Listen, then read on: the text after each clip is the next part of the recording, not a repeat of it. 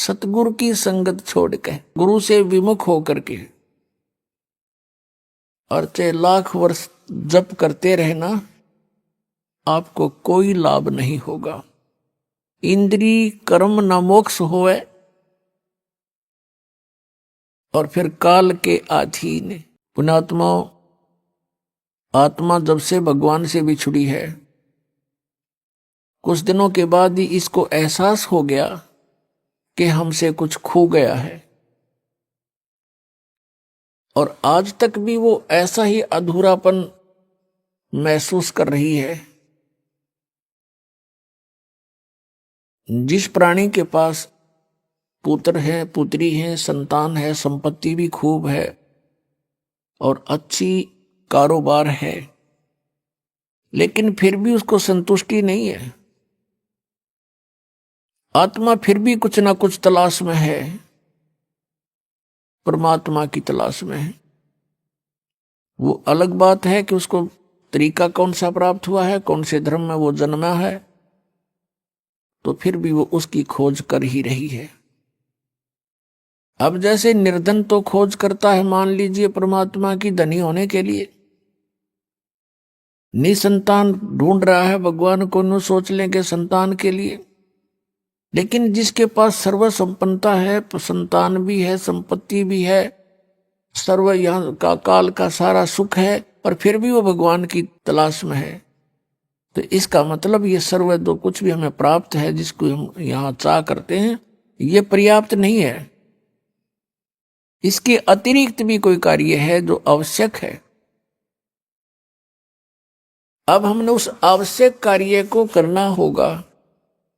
हम पहले अपना जो अनावश्यक कार्य है, केवल रोजगार के लिए, पेट के लिए, इसमें ज्यादा समय डिवोट कर रहे थे।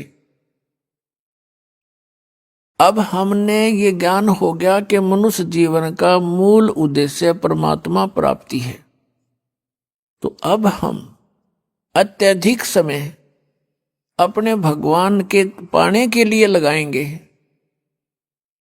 अब वही समय होगा, वही आपका कारोबार होगा, वही क्रिया होंगी।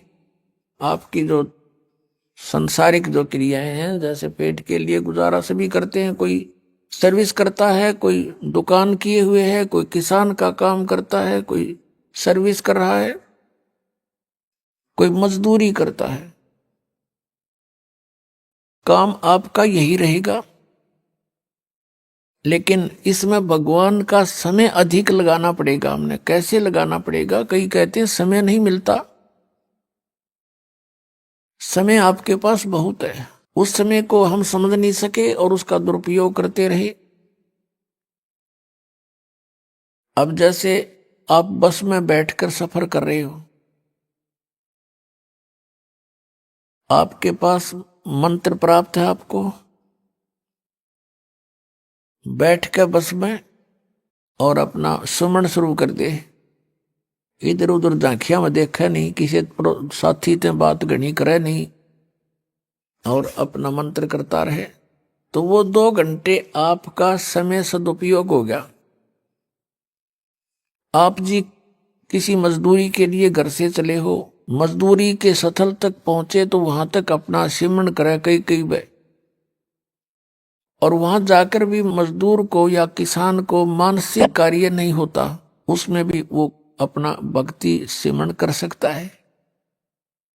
हमने देखा ये आली किसान हल के पीछे पीछे कोई रागनी गा रहा है, कोई और बकवास सोच रहा है मन में सारा दिन, तो उसका सदुपयोग कर सकते हैं हम,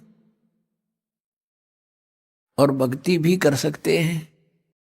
क्योंकि किसी भी सदग्रंथ को उठाकर आप देखिएगा, या किसी भी महापुरुष का अनुभव आप पढ़िएगा, उन्होंने वही कार्य किया है जो संसार के आम व्यक्ति कार्य करते हैं, और उन्हीं में परमात्मा को पाया है। उसी काम में सिमरण भी किया है, हठ योग नहीं किया किसी ने। जैसे कहते हैं 2.5 घंटे सुबह और 2.5 घंटे शाम अनिवार्य है ध्यान लगाना, मेडिटेशन करना, ये व्यर्थ की बातें हैं। पहली बात तो इनका ज्ञान गलत, ये ध्यान लगाओगे कहाँ, झूठा ज्ञान और ध्यान का लावे, ये बाद विदा चतुराई, वाद विवाद है इनका। ये चतुराई दिखा रहे हैं।